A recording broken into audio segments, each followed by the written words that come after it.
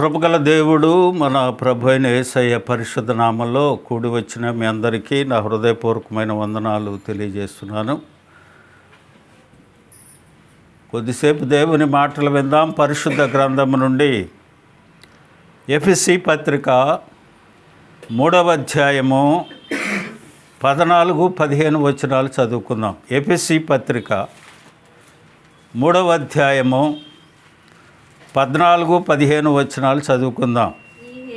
ఈ హేతువు చేత పరలోకమందును భూమి మీదను ఉన్న ప్రతి కుటుంబము ఏ తండ్రిని బట్టి కుటుంబమని పిలువబడుచున్నదో ఆ తండ్రి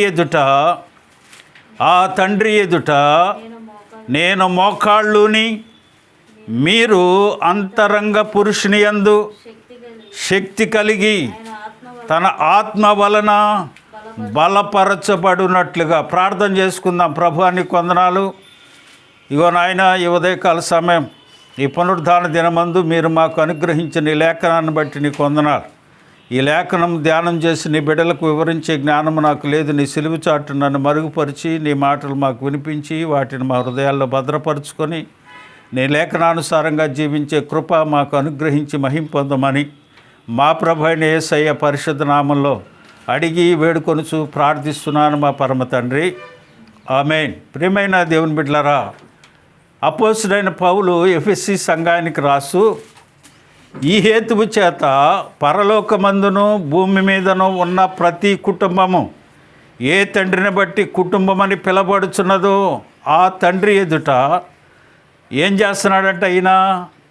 ఆ తండ్రి ఎదుట నేను మోకాళ్ళుని మీరు అంతరంగ పురుషుని యందు శక్తి కలిగి, నేను మోకాళ్ళుని ఆ తండ్రి ఎదుట మీరు అంతరంగ పురుషుని యందు శక్తి కలగాలని మోకరించి నేను ప్రార్థన చేస్తున్నాను అంటాడు. హల్లెలూయా చెప్పండి, హల్లెలూయా. ప్రియమైన దేవుని బిడ్డలారా, ఈ దినం పరిశుద్ధ గ్రంథంలో మనం ధ్యానం చేసే వాక్యాలలో మోకాళ్ళు వేసే ప్రార్థన ఎంత బలంగా ఉంటుందో, ఎంత బలపరుస్తుందో, సమస్త వ్యాధులను బాధలను స్వస్థతలను ఇస్తూ ఉంది, సమస్త కార్యములను సుసాధ్యపరుస్తుంది, అసాధ్యమైన వాటిని సుసాధ్యపరుస్తుంది. పరిశుద్ధ గ్రంథంలో మోకాళ్ళ మీద చేసిన ప్రార్థన వలన ఎంతమంది భక్తులు ఏ ఏ రీతిలుగా స్వస్థతను పొందారో, దేవుని మోకరించి ప్రార్థించి వారు ఏ రకంగా వారు ఆశీర్వదించబడ్డారో కొంతమందిని మనం ధ్యానం చేసుకుందాం. దేవుని వాక్యం అంటా ఉంది, ఏ కుటుంబము తండ్రి వలన కుటుంబమని, ఏ తండ్రిని బట్టి కుటుంబమని మీరు పిలబడుతున్నారో ఆ తండ్రి ఎదుట మోకాళ్ళు ఉన్నమని దేవుని వాక్యం సెలవిస్తూ ఉంది. కనీసం మోకాళ్ళు వేసే ప్రార్థన అనేది అంతమైపోయింది. చాలా సంఘాలలో కానీ మోకరించి ప్రార్థించే విధానాలు పోయినాయి. ఎప్పుడైతే సాపల మీద కూర్చొని కింద కూర్చొని దేవుని వాక్యాన్ని వినే పద్ధతులు మారిపోయాయో అప్పుడే మోకాళ్ళ ప్రార్థన వెళ్ళిపోయినాయి. ఇప్పుడు అందరికీ చిన్న బాల్య దశ నుంచే అందరికీ బీపీలు, షుగర్లు, అనారోగ్య పరిస్థితులు రావటం, కింద కూర్చోలేని పరిస్థితులు, అన్ని కుర్చీలు, ఏసీలు సంఘాలలో వచ్చేసినాయి. అంతేకాకుండా దైవజనులు కూడా నిలబడి వాక్యం చెప్పే పరిస్థితులు లేరు. మీరు టీవీల్లో చూసుకోండి, ఎవరిని పెట్టి చూసినా కుర్చీ వేసుకొని ఆ లెవెల్కి కుర్చీ హైట్ పెట్టుకొని అక్కడ దాకా కూర్చొని వాక్యం చెప్తూ మొదలెట్టారు. కుర్రోళ్ళు అలాగే ఉన్నారు, వృద్ధాప్యంలో ఉన్నవాడు అలాగే ఉంటున్నాడు. అలాగన పరిస్థితులు మారిపోయాయి. కానీ పరిశుద్ధ గ్రంథంలో ఎలాగో ఏ ఏ ప్రార్థనలు చేస్తే వారు ఏ ఏ రీతిలుగా దీవించబడ్డారో స్పష్టంగా సూటిగా తేటగా వ్రాయబడి ఉంది. చూడండి, అపోస్తలుడైన పౌలు అంటున్నాడు, ఆ తండ్రి ఎదుట నేను మోకాళ్ళుని ప్రార్థన చేసిన మన అంతరంగ పురుషుడు మనల్ని శక్తిపరచాలి, బలపరచాలి, శక్తిని అనుగ్రహించాలంటే మోకాళ్ళు వేసి ప్రార్థన చేయండి అని ఇండైరెక్ట్గా మనకు చెప్తా ఉన్నాడు. అంతేకాదు దేవుని వాక్యం అంటా ఉంది, యెషయా గ్రంథం 45వ అధ్యాయం 23వ వచనంలో దేవుని వాక్యం సూటిగా మాట్లాడుతుంది. నా ఎదుట ప్రతి మోకాలు వంగుననియు ప్రతి నాలుకయు నా తోడని ప్రమాణం చేయనని నేను నా పేరట ప్రమాణం చేస్తున్నాను. నీతిగల నా నోటి మాట బయలుదేరి ఉన్నది, అది వ్యర్థము కాలదు. ప్రతి మోకాలు వంగాలంట, ప్రతి నాలుక నన్ను గురించి మాట్లాడాలంట, ఆయన గురించే చెప్పాలట. దేవుడు ప్రవక్త ద్వారా, యెషయా ప్రవక్త ద్వారా తెలియజేస్తూ ఉన్నాడు. నా ఎదుట ప్రతి మోకాలు వంగాలి, ప్రతి నాలుక నా తోడని ప్రమాణం చేయాలి. ఎవరు చేస్తూ ఉన్నారు? చేయట్లా. అదిగా రోమాపత్రికలో అపోస్తలుడైన పౌలు అంటాడు 14:1, 14:11, నా తోడు ప్రతి మోకాలు నా ఎదుట వంగుననియు ప్రతి నాలుకయు దేవుని స్తుతించుననియు ప్రభువు చెప్పుచున్నాడు. ప్రతి మోకాలు వంగాలి, ప్రతి నాలుక దేవుని స్తుతించాలని దేవుని వాక్యం అంటా ఉంది. మోకాళ్ళు వంగకపోతే నువ్వు వంగవు, దేవుని ఎదుట నువ్వు వంగలేని పరిస్థితిలో ఉంటావు. కనుక చూడండి, ఫిలిప్పీ పత్రికలోని అపోస్తలుడైన పౌలు 2వ అధ్యాయము 10-11 వచనాల్లో చెప్తాడు, భూమి క్రింద ఉన్న వారిలో కానీ ప్రతి వాని మోకాలు యేసునామమున వంగునట్లు ప్రతి వాని నాలుకయు తండ్రి అయిన దేవుని మహిమార్థమై యేసు క్రీస్తు ప్రభు అని ఒప్పుకొనున్నట్లు దేవుడు ఆయనను అతిగముగా హెచ్చించి ప్రతి నామమునకు పైనామము ఆయనకు అనుగ్రహించాడు. హల్లెలూయా చెప్పండి, హల్లెలూయా. ప్రతి నాలుక వంగాలి, ప్రతి మోకాలు వంగాలి, ప్రతి నాలుక ఆయన స్తుతించాలని ఆయనని హెచ్చించి ప్రతి నామమునకు పైనామము ఆయనకు అనుగ్రహించాడంట. ప్రేమైన దేవుని బిడ్డలారా, ఈ ఉదయకాల సమయం దేవుని వాక్యాన్ని వింటున్న నీవు మోకరించి ప్రార్థించడంలో దేవుని వాక్యాలు ఎన్నో రెఫరెన్స్లు చూపించాను మీకు. దానిలో ఉన్న ప్రయోజనం ఏంటి? ఆ మోకాళ్ళు వేసే ప్రార్థనలో కొంతమంది వ్యక్తులను మీకు చూపించి దేవుని వాక్యాన్ని ముగిస్తాను. మొదటిగా మనం చూసినట్లయితే సొలొమోనును చూస్తాం. సొలొమోను దావీదు యొక్క కుమారుడు. ఆయన మంచి జ్ఞానవంతుడని, దేవుని భయం కలిగిన వ్యక్తి అని దేవుడు ప్రత్యేకంగా ఆయన దర్శించినప్పుడు ఆస్తులు రాజ్యరికాలు కోరుకోకుండా ఇశ్రాయేలు ప్రజలను నిలిపించే నాకు జ్ఞాన వివేచనలు అనుగ్రహించమని చెప్పినప్పుడు అతన్ని దేవుడు ఎంతో హెచ్చించాడు. సరే, దేవుడు దావీదు తన తండ్రి మందిరం కట్టకూడదన్నాడు, సొలొమోనుకు అప్పగించాడు. సొలొమోను దేవుని మందిరం కట్టించిన తర్వాత ఇక్కడ ఒక మాట చెప్తా ఉన్నాడు. చూడండి, 2వ దినవృత్తాంతాల గ్రంథం 6వ అధ్యాయం 13వ వచనంలో, తాను చేయించిన 5 మూరల పొడవును 5 మూరల వెడల్పును 3 మూరల ఎత్తుగల ఇత్తడి చప్పమును ముంగిట ఆవరణమునందు దానిని నిలుచుండి సమాజముగా కూడియున్న ఇశ్రాయేలీయులందరి ఎదుటను ఏం చేస్తున్నాడు ఆయన? ఇశ్రాయేలీయులందరి ఎదుట ఏం చేస్తున్నాడు ఆయన? మోకాళ్ళుని చేతులు ఆకాశం వైపు చాపి సొలొమోను ఇట్లు ప్రార్థన చేశాను. హల్లెలూయా చెప్పండి. ఇలా చేస్తున్నామండి. ఒక రాజుగారు దేవుని మందిరం దగ్గరికి వచ్చి ఆ చపటం మీద నిలవబడి మోకాళ్ళుని తన ప్రజల కోసం, ఆయన చేసే పరిపాలన కోసం, ప్రజలను ఏ రీతిగా ఏలాలో దేవుని సన్నిధిలో తెలుసుకోవటం కోసం దేవుని మందిరానికి వచ్చి మోకాళ్ళుని ఆకాశం వైపు చేతులు చాపి ప్రార్థన చేస్తూ ఉన్నాడు. హల్లెలూయా. ప్రియమైన దేవుని బిడ్డలారా, ఒక కుటుంబంలో మనం ఉన్నాం. మన కుటుంబం సాఫీగా సాగాలన్నా ఆనాడు ఇశ్రాయేలు ప్రజలు ఏ రీతిగా సొలొమోను యొక్క నాయకత్వంలో 40 సంవత్సరాల పరిపాలన సుసారంగా సాగింది అని అంటే ఆయన దేవుని సన్నిధిలో గడిపిన విధానం, ఆయన దేవుణ్ణి అనుసరించిన విధానం, ఏ రీతిగా దేవుడు అతనికి చెబుతున్నాడో ఆ రీతిగా నడిచిన విధానాన్ని బట్టే ఆనాడు ఇశ్రాయేలు ప్రజలను చక్కగా పరిపాలించాడు. చుట్టుపక్కల ప్రాంతాలన్నిటిని కూడా ఆయన గురించి తెలిసిపోయింది. ఈనాడు నీ కుటుంబంలో నీవు సాఫీగా కుటుంబాన్ని సాగాలి అని అంటే నువ్వు చేయవలసిన పని ఏమిటి? మోకాళ్ళుని దేవుని వైపు చాపి ప్రార్థన చేయాలి. హల్లెలూయా. అలాగను మనం చేయగలిగితే ఆనాడు సొలొమోను ఏ రీతిగా ప్రార్థన చేసి ఇశ్రాయేల్ ప్రజలను 40 సంవత్సరాలు చక్కగా పరిపాలన చేసి మంచి పేరు సంపాదించుకున్నాడో ఆ రీతిగానే మనం కుటుంబాలను కూడా చక్కగా నడిపించుకోగల సామర్థ్యాన్ని, జ్ఞానమును, తెలివితేటలను, వివేచనను దేవుడు మనకు అనుగ్రహిస్తాడు. హల్లెలూయా. రెండవ ఆయన ఏలియాను గురించి చూస్తాం. ఏలియా మొదటగా సొలొమోను చూసాం. రెండో ఆయన ఏలియా. చూడండి మొదటి రాజుల గ్రంథం 18వ అధ్యాయం 42వ వచనం. అహాబు భోజనము చేయును కానీ చేయబోయను కానీ ఏలియా కర్మేలు పర్వతం మీదకి పోయి నేల మీద పడి ముఖము మోకాళ్ళ మధ్య పెట్టుకొని ప్రార్థన చేస్తున్నాడు. హల్లెలూయా. ప్రియమైన దేవుని బిడ్డలారా, అన్ని అద్భుత కార్యాలు చేయటానికి గల కారణం ఏంటంటే మోకాళ్ళ అనుభవం వీరికి ఉంది, దైవజనునికి ఉంది. 3.5 సంవత్సరాలు మొన్న మీకు చెప్పాను. ఏలియా మన వంటి మనుషుడు అయినప్పటికీ ఆయన ఆసక్తిగా ప్రార్థించినప్పుడు దేవుడు 3.5 సంవత్సరాల వర్షానికి ఆ పరిస్థితే ఇది. దేవుని సన్నిధిలో ప్రార్థిస్తూ ఉన్నాడు. దేవుడు అతను మనవి ఆలకించి ఆయన చెప్పిన దాన్ని నెరవేర్చాడు.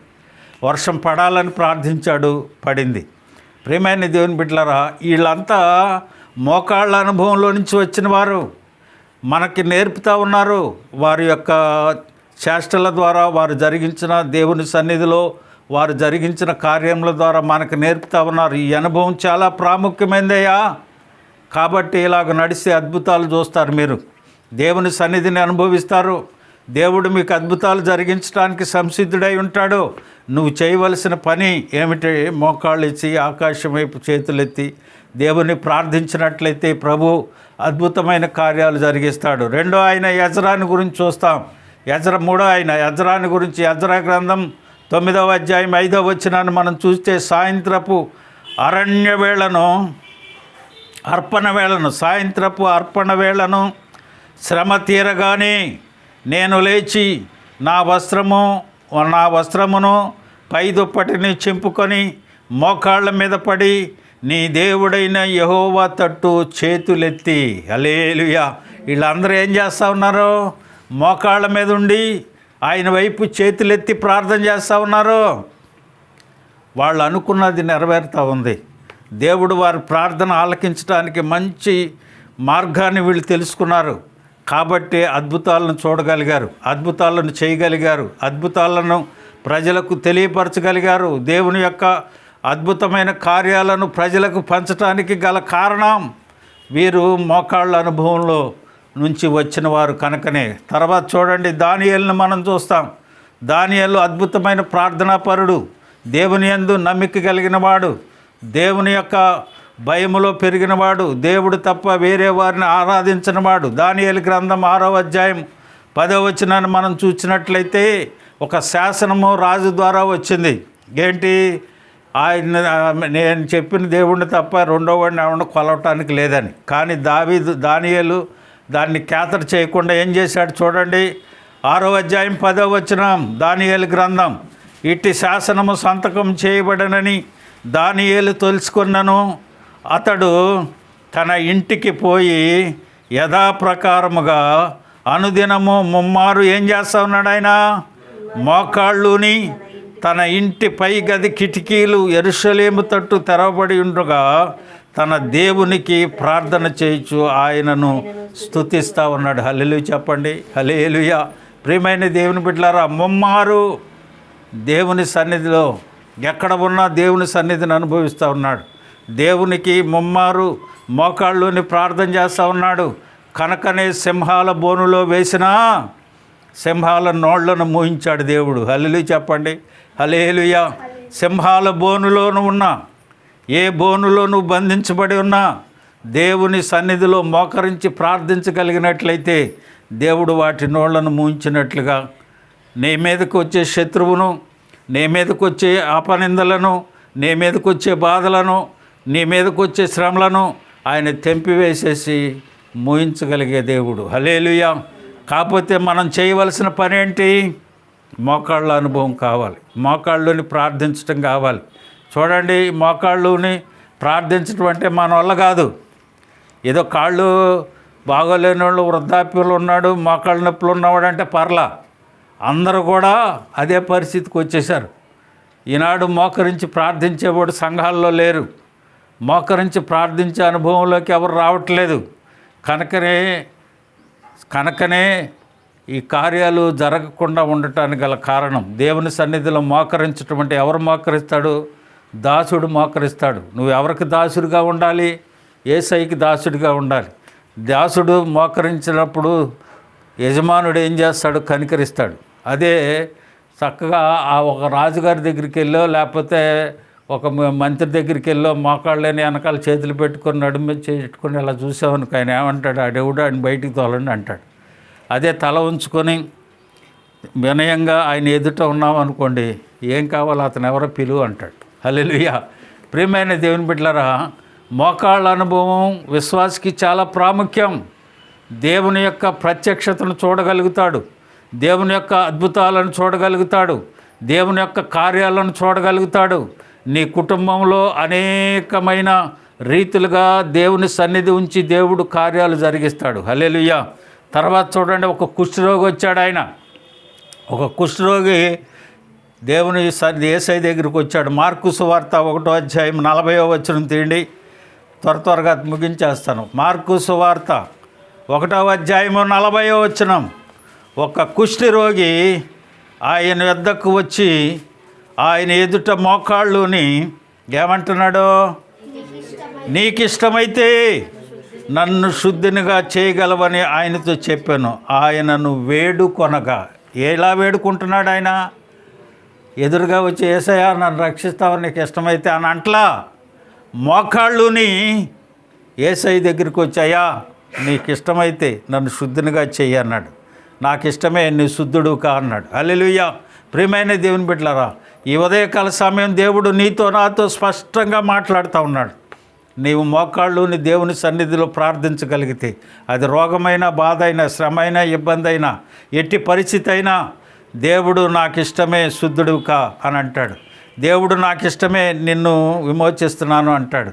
ఆ బాధ నుండి విమోచన, శ్రమ నుండి విమోచన, ఏదైనా దేవుని సన్నిధిలో నువ్వు మోకరించి ప్రార్థించగలిగితే ప్రభు నిన్ను దీవించి ఆశీర్వదిస్తాడు. తర్వాత చూడండి, యేసు ప్రభువే మోకాళ్ళుని ప్రార్థించాడు. లూకాసు వార్త 22వ అధ్యాయము 42-43 వచనాలు. లూకాసు వార్త 22వ అధ్యాయము 42-43 వచనాలు.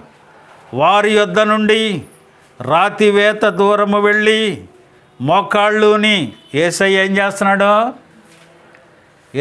చేస్తున్నాడు? మోకాళ్ళుని, తండ్రి ఈ గిన్నె నా యొద్ద నుండి తొలగించునుగాక, అయినను నా ఇష్టం కాదు కానీ నీ చిత్తమైతేనే దాన్ని తొలగించు. మోకాళ్ళుని ప్రార్థన చేస్తున్నాడు. యేసయ్య మోకాళ్ళు వేస్తాడు కానీ మనం వెయ్యం. యేసయ్య మోకరించి ప్రార్థిస్తాడు, చెమట రక్తము కారునంతగా ప్రార్థిస్తాడు కానీ మనం మాత్రం చెయ్యం. మనకు అవసరంలా, మనకు సింపుల్గా, మనకి ఇష్టం వచ్చినట్టు, మనకు అనుకూలంగా యేసయ్యకి అనుకూలంగా కాదు, మనకు అనుకూలంగా ఉన్నట్టు ప్రార్థన చేసుకుంటాం, 2 ముక్కలు చేసుకుని వెళ్ళిపోతుంటాం.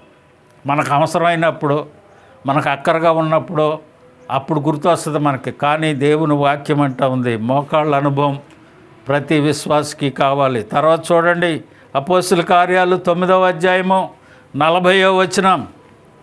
పేతురు అందరినీ వెలుపలకు పంపించి మోకాళ్ళుని ప్రార్థన చేశాయి. శవము పైన తిరిగి తబిత లెమ్మనగా ఆమె కన్నులు తెరిచి పేతురుని చూసి లేచి కూర్చుంది. తబిత, ద్వారకా అనే అమ్మాయి చనిపోయింది. దైవజనుడు వెళ్ళి అందరిని బయటికి పంపించేసి ఈయన ప్రార్థన చేస్తున్నాడు. ఎలా ప్రార్థన చేశాడు? అక్కడ మోకాళ్ళుని ప్రార్థన చేశాడు. ప్రార్థన చేయగానే తబిత లెగు అని అన్నాడు. వెంటనే లేచి కూర్చుంది. ప్రియమైన దేవుని బిడ్డలారా, ఈ ఉదయకాల సమయం ఎన్నో అద్భుతాలు మోకాళ్ళ అనుభవంలో మనం చూస్తూ ఉన్నాం.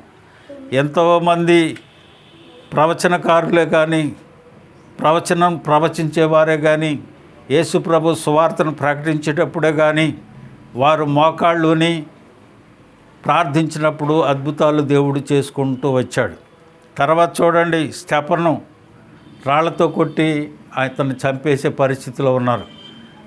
సావు దగ్గర కూడా ఆయన ఏం చేస్తూ ఉన్నాడు చూడ, రాళ్లతో కొట్టి చంపేస్తున్నారు అక్కడ, కానీ మోకాళ్ళు వేయటం మానల. చూడండి, అపోస్తుల కార్యాలు 7వ అధ్యాయం 60వ వచనం. అతడు మోకాళ్ళుని, ప్రభువా వారి మీద ఈ పాపము మోపకమని గొప్ప శబ్దంతో పలికెను. ఈ మాట పలికి నిద్రించను. చచ్చిపోతున్నాడండి. స్టెఫెనుని రాళ్ళతో కొట్టారు, చచ్చిపోతున్నాడు. చచ్చిపోయేటప్పుడు కూడా మోకాళ్ళ అనుభవాన్ని మర్చిపోలేదు ఆయన.